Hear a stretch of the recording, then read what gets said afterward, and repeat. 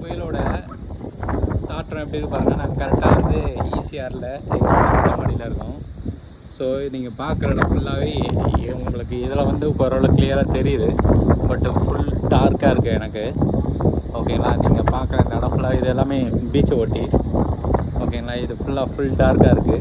அப்படியே இந்த பக்கம் திரும்பினா வந்து ஈசாகிரண்டி. ஸோ இதில் டிஜியில் பவர் இருக்குது. ஸோ எங்களுக்கும் பவர் இருக்குது. ஸோ இது ஈசிஆர்.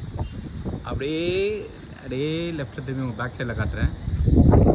அது ஓஎம்ஆர்.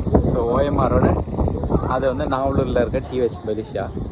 ஸோ அப்படியே அங்கே பார்த்தீங்கன்னா உங்களுக்கு தெரியுதுங்களா, அது ஹிரானந்தனி அப்ஸ்கேல் இகாட்டூர்.